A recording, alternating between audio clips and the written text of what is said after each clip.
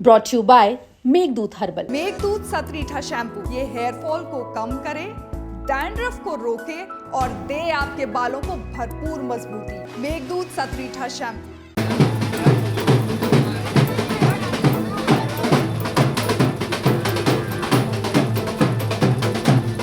मेरे एफर्ट्स के साथ साथ मेरे परिवारजनों, मेरे माता पिता, मेरे गांव के लोगों, इन सब का सपोर्ट रहा। डिफीट होने का रीज़न रहा था तो मेंस परीक्षा में मैंने आंसर राइटिंग प्रैक्टिस होती है तो वो मैंने काफ़ी कम की। मेरे माता पिता का रोल था वो काफ़ी प्रेरणादायक था, क्योंकि वो अपने लिए सब कुछ हटा के मेरे लिए प्रयास करते थे। अगर हौसले होंगे बुलंद तो रास्ते कभी नहीं होंगे बंद। सतना के रिमारी गांव के एक छोटे से कस्बे के रहने वाले विवेक सिंह ने कुछ ऐसा कर दिखाया है, जिन्होंने एमपीपीएससी 2024 में फतह हासिल करके डीएसपी में उनका चयन हुआ है। हमारे साथ इस वक्त विवेक सिंह मौजूद हैं। हम उनसे जानेंगे किस तरीके से, कितनी कड़ी मशक्कत और मेहनत के बाद इस मुकाम को हासिल किया है, और ये मुकाम क्या लग रहा है आपको, अभी इसी मुकाम पर ही रुकना है या आगे भी जाना है? आगे तो ज़रूर जाना है, आगे का प्रयास भी रहेगा।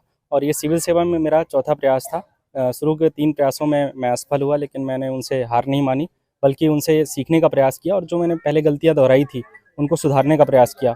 और चौथे प्रयास में मैंने, जैसे मेनली मैंने मेंस में गलतियां की थी कुछ, तो उसको मैंने सुधारा और चौथे प्रयास में मैं सफल हुआ।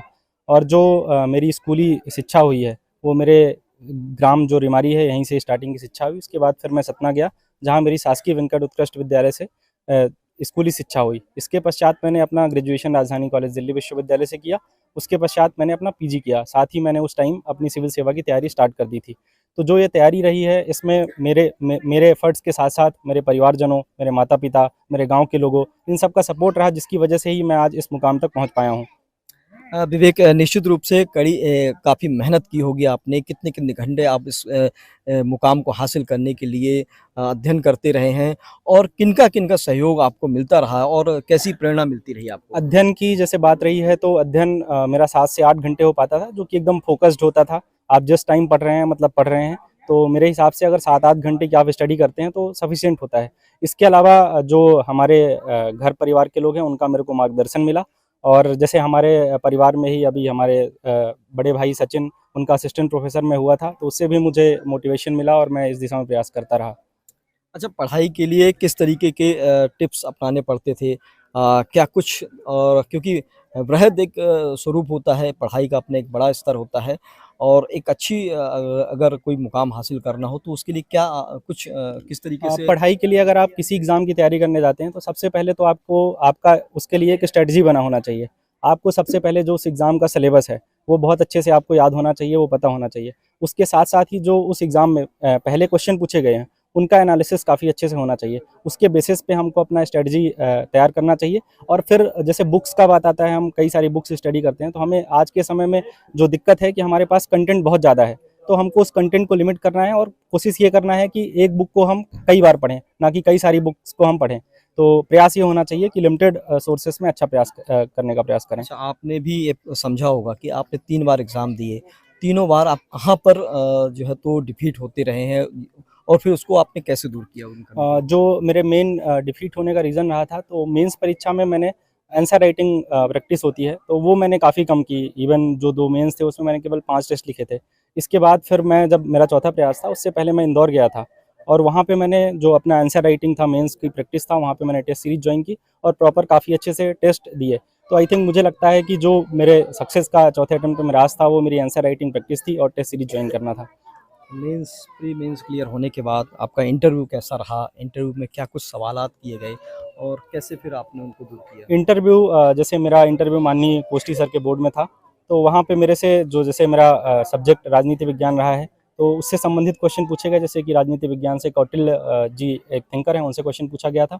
इसके अलावा मेरी रुचि अंतर्राष्ट्रीय संबंध के विषयों में रही है, तो वहाँ से कई सारे क्वेश्चन पूछे गए। जैसे अंतर्राष्ट्रीय संबंध के विषयों में इंडिया चाइना से क्वेश्चन पूछा गया। इसके अलावा रशिया इंडिया से क्वेश्चन पूछे गए। इसके अलावा जैसे मेरा विश्वविद्यालय जवाहरलाल नेहरू विश्वविद्यालय रहा है, तो 1-2 क्वेश्चन वहाँ से भी पूछे गए। विवेक, आप बेहद ही सामान्य परिवार से हैं। आपके पिताजी जो है तो एक कृषक हैं, तो परिवार में कैसे आपको मोटिवेशन हुआ, सपोर्ट मिला? कैसे आप फिर आप जो मेरे माता पिता का रोल था वो काफ़ी प्रेरणादायक था, क्योंकि वो अपने लिए सब कुछ हटा के मेरे लिए प्रयास करते थे। मैं अगर बाहर रह रहा हूँ तो मुझे कोई दिक्कत ना हो, भले ही उन्होंने अपने जितने भी इवन बेसिक नेसेसिटीज़ कि घर में फ्रिज नहीं है, टीवी नहीं है, कुछ भी उन्होंने नहीं देखा, इवन काफ़ी टाइम तक तो घर भी नहीं बनवाया। तो वो मेरे लिए ही लगे रहे और जितना ज़रूरत मेरे को होता था मेरे को कभी दिक्कत नहीं होने दिया, भले ही अपना किसी तरह से कष्ट से जीवन यापन किया। तो निश्चित रूप से विवेक जिनके पिता एक महज 4 एकड़ के काश्तकार हैं और गांव के बेहद सामान्य परिवार से हैं विवेक।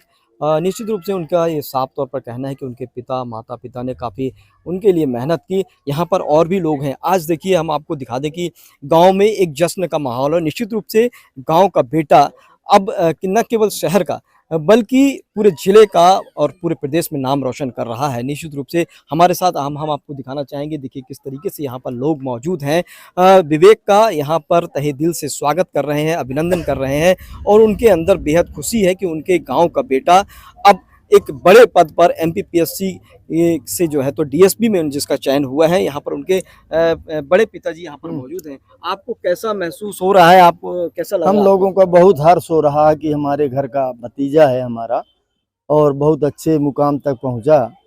इस बात का हम लोगों को बहुत हर्ष हो रहा है और हमारे गांव को, सभी लोगों को इससे हम लोग बहुत खुश हैं कि हमारा गांव का नाम रोशन हुआ, हम लोगों का नाम रोशन हुआ। तो इसके लिए हमें बहुत बहुत आभारी हैं। निश्चित रूप से बड़े पिताजी बेहद ही हर्षोल्लासित हैं और यहाँ पर और भी लोग यहाँ पर मौजूद हैं। आप युवा हैं, आपने एक बड़ा आयोजन कर रखा है आज गांव में। जी युवा तो ठीक है, लेकिन हमारे युवा टीम की तरफ से पारस सोनी स्पेशल गांव के बहुत अच्छा कोचिंग स्टाफ तो पारस का चलता है। मेन ये है कि गांव में आज इतना खुशी का माहौल है कि हर बच्चा काफी छोटे से गांव में आज इस कार्यक्रम में 1000 लोग मौजूद हैं। इसमें से बड़े ही हर्ष की बात है कि हमारे गांव से लालू भैया जो बड़े शांत स्वभाव के हैं और एक डीएसपी पद में चयनित हुए हैं, तो गांव में हमारे बहुत ही खुशी का माहौल है। और क्योंकि छोटे भाई हैं, काफी अच्छा प्रयासरत रहना है। हम इनके उज्जवल भविष्य की कामना करते हैं कि और यह भोपाल तक सचिवालय तक पहुंचे और काफी उम्र 25 साल में चौथे प्रयास में गए। तो गांव में बहुत खुशी का माहौल है। गांव में इतना खुशी है, ढोल नगाड़े के साथ पूरे गांव में प्रभात फेरी इनकी हो गई और काफी लोग खुशी में हैं। अभी बिंड बाजा से स्वागत और पूरा कार्यक्रम लालू भैया के नाम से चल रहा है। हम इस वक्त निश्चित रूप से जहाँ पर मौजूद है वो गांव का एक काफ़ी अच्छा प्लेस है। यहाँ पर लोग काफ़ी इकट्ठे हैं, मौजूद हैं, बच्चे, बुजुर्ग, महिलाएं, तमाम सारे लोग मौजूद हैं और विवेक के इस जो उन्होंने मुकाम हासिल किया है उसको लेकर के काफ़ी कुछ उत्साह का माहौल है और उनके स्वागत के लिए यहाँ पर लोग मौजूद हैं। हर किसी का ये कहना है कि विवेक ने एक बहुत अच्छा मुकाम हासिल किया है। एक महज 4 एकड़ के काश्तकार का बेटा, किसान का बेटा आज इतने अच्छे मुकाम पर पहुंच गया है। हालांकि विवेक अभी इस मुकाम पर रुकने वाले नहीं हैं। उनका कहना है उनका सफ़र अभी यहाँ पर पूरा नहीं हुआ है। वो आईएएस की तैयारी करने के लिए और आगे भी जाएंगे। कैमरा पर्सन के साथ वेंकटेश द्विवेदी, एमपी तक के लिए।